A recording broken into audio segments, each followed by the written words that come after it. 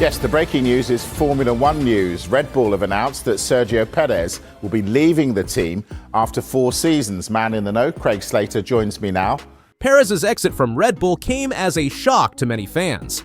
After a challenging 2024 season, the team decided to part ways with the veteran driver. Perez's performance had taken a noticeable dip, with his last podium finish coming at the 5th race in China. This downturn in form had significant consequences for Red Bull, as they lost their grip on the Constructors' Championship, slipping to 3rd place behind McLaren and Ferrari. Well, it's no surprise this is happening, Mike. We've been reporting for some time that he would be replaced at Red Bull. His form was unsustainable. The statistics paint a clear picture of Perez's struggles. He managed to score only 152 points, a mere 34.70% of Max Verstappen's impressive 437-point haul. To put this into perspective, other team pairings showed much closer performance gaps. Oscar Piastri secured 292 points to Lando Norris's 374, while Carlos Sainz earned 290 points compared to Charles Leclerc's 356. These numbers highlight the significant disparity in performance between Perez and his teammate, which ultimately contributed to Red Bull's loss of the Constructors' Championship. With Red Bull finishing only 77 points behind Victor's McLaren, it's clear that better results from Perez could have made a substantial difference in the championship standings. Perez's career at Red Bull spanned 89 Grand Prix races, from Bahrain 2021 to Abu Dhabi 2024. His qualifying performances tell a tale of 2 halves. Up until the Miami Grand Prix in 2023, Perez maintained an average qualifying position of 5.1, consistently placing the car in the top 5. However, after Miami, his average qualifying position plummeted to 10.05, highlighting the extent of his struggles. This contrast in qualifying performance illustrates the sudden and drastic decline in Perez's form. The drop from an average position of 5.1 to 10.05 represents a significant loss of competitiveness. What led to this decline? Several factors seem to have contributed. The pressure of competing alongside Max Verstappen, coupled with car development that favored his teammates' driving style, created a challenging environment for Perez. The internal dynamics within the team and constant comparisons to Verstappen's performances only exacerbated the situation. Former McLaren mechanic Mark Priestley, speaking to Casino Uden Rofus, offered insight into the situation. It's not a major surprise. The only surprise with the Sergio Perez situation is that it's taken this long for a decision to be made. It's clearly a lot more complicated behind the scenes instead of the decision being made on the driver's performance. Otherwise, with Red Bull's history, Perez would have been gone a long time ago. This comment suggests that factors beyond just on-track performance may have played a role in the timing of Perez's departure from Red Bull. Now, at the age of 34 and soon to turn 35, Perez finds himself at a crossroads. In a recent press conference in Lyon, he said, "My priority is to enjoy myself, to do things I haven't done, to be with my family. In the next 6 months, I will make a decision on what I want for the next step in my career." This statement marks a significant shift in Perez's approach. For the first time in his career, he's taking a step back to reassess his priorities. But what's truly surprising is his openness about the uncertainty of his F1 future. He said, "It's too early to give an answer as to whether I intend to return to Formula One. Everything happened very quickly at the end of last season. I didn't expect to leave the team." Perez's focus on family life is a refreshing change from the relentless pursuit of racing glory. He explained, "My biggest motivation now is to take my children on a good path and be more present in their lives. I am very excited to be with my family because in F1 you only think about being a better driver. Preparing yourself better, you don't have time for anything else." These statements provide a glimpse into Perez's mindset following his departure from Red Bull. They suggest a period of reflection and a potential shift in priorities, with family life taking center stage for the first time in his career. But while Perez contemplates his future, his father, Antonio Perez Garibay, has hinted at a potential move to Formula E for his son. Antonio Perez Garibay told Spanish outlet Marca that, "Formula E is a category that has been going for 11 years and is still rising. Now it is the second best category, and in 5 years, it will be the main one. Watch out. We might see Checo Perez racing here. That wouldn't be a problem." This statement has caught the attention of Formula E insiders. Alberto Longo, co-founder of the all-electric racing series, was quick to respond to the possibility of Perez joining their ranks. Longo said, "We welcome him with open arms. I also say that it is not the decision of the championship's promoters, which is us, but rather his decision and then that of the main teams. Because in the end, they are the ones who decide who sits in each of their cars." Longo's enthusiasm for potentially having Perez in Formula E is evident. In a previous statement to Sports Illustrated, he had said, "I talk to Checo constantly and I hope he makes a leap to the real competition." Formula E is his home. The doors are open to him, and he is welcome. The prospect of Perez in Formula E is intriguing. The series has been a popular destination for ex-F1 drivers, with 5 former F1 pilots set to compete in the 2025 championship.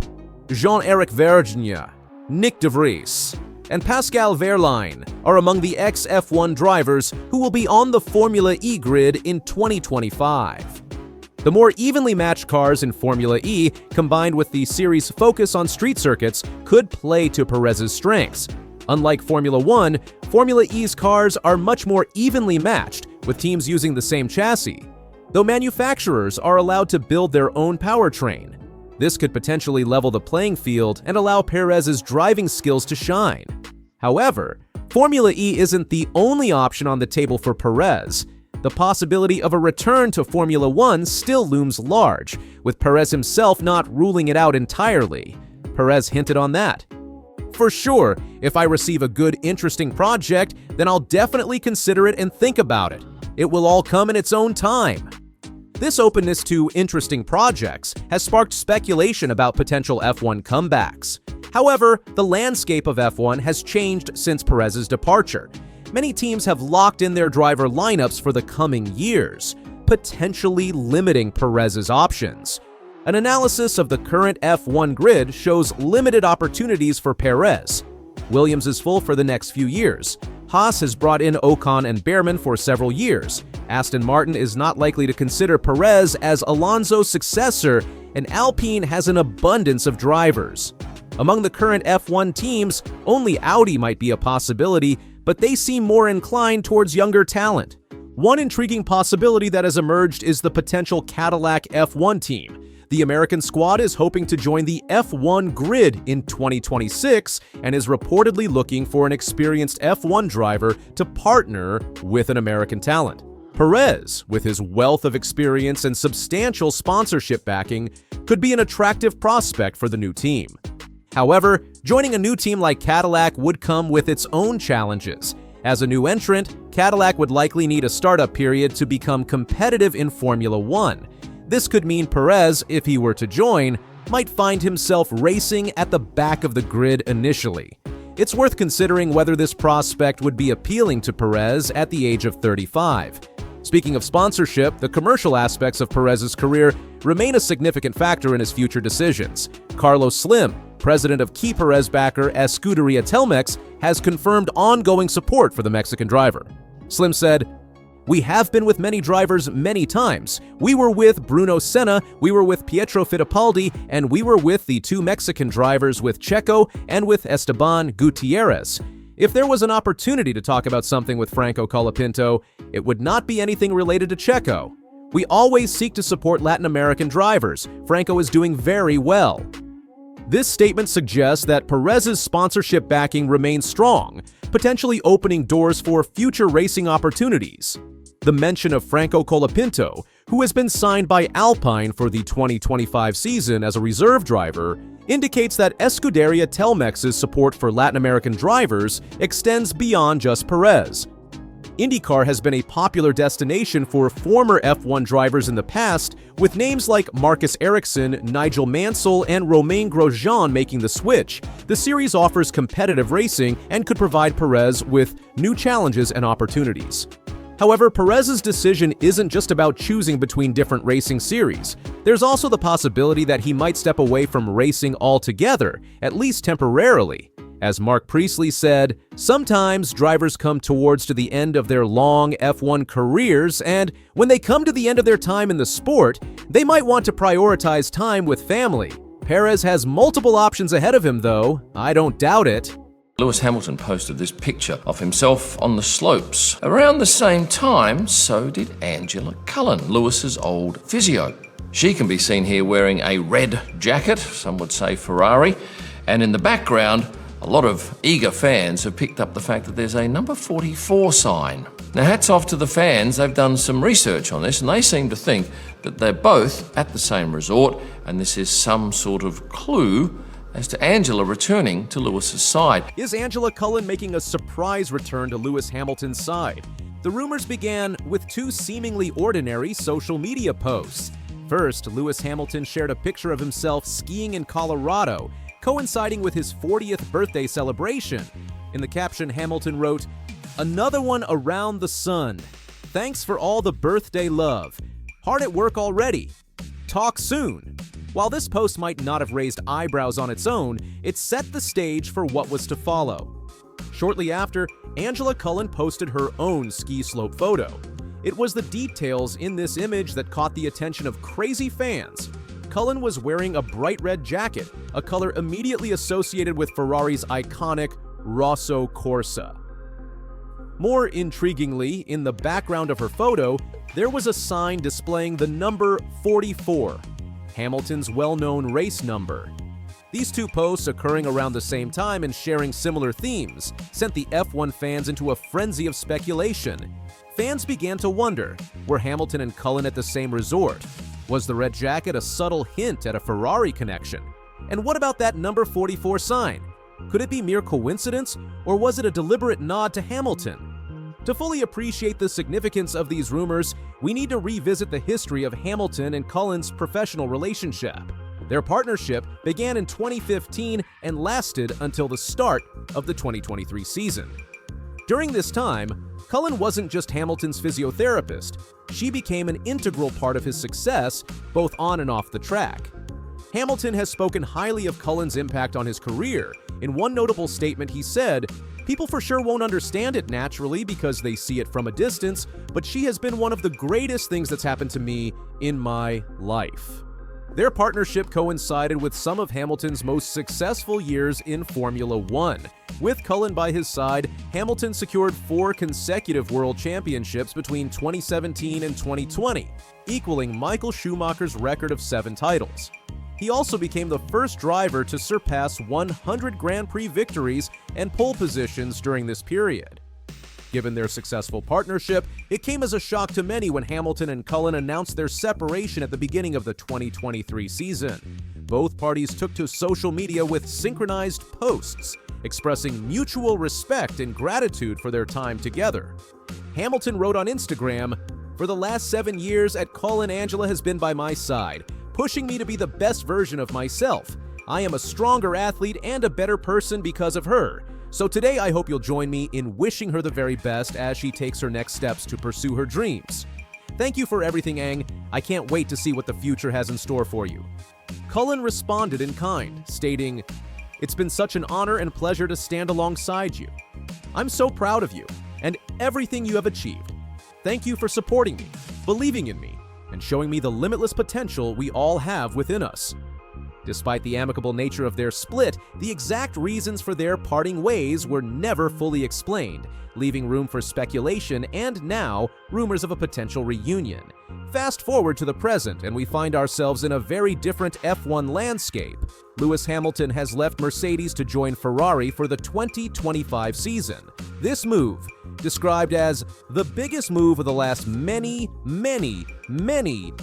years by Charles Leclerc, has reshaped the F1 driver market and sparked intense interest in Hamilton's future plans. Hamilton's decision to join Ferrari marks only the second team switch of his illustrious career, with his only previous move coming in 2013 when he swapped McLaren for Mercedes. The move to Ferrari is set to fulfill a childhood dream for Hamilton, who will don the iconic red suit for the first time in his career. With this move comes speculation about Hamilton's support team. Reports suggest that he will be bringing a significant entourage to Ferrari, including security staff, photographers, and public relations personnel. According to these reports, Hamilton will be accompanied by an array of photographers, trainers, security staff, and at least one communications and public relations chief to deal with non-F1 matters. This has naturally led to questions about whether Cullen could be part of this transition. Since parting ways with Hamilton, Angela Cullen has not been idle. She made a surprising return to motorsport, but not in Formula One. Instead, Cullen found a new challenge in the world of IndyCar, working alongside New Zealand driver Marcus Armstrong. Cullen explained her unexpected return to motorsport in an interview with NBC. "When I left Formula One, I thought I was moving away from motorsport. I retired, actually.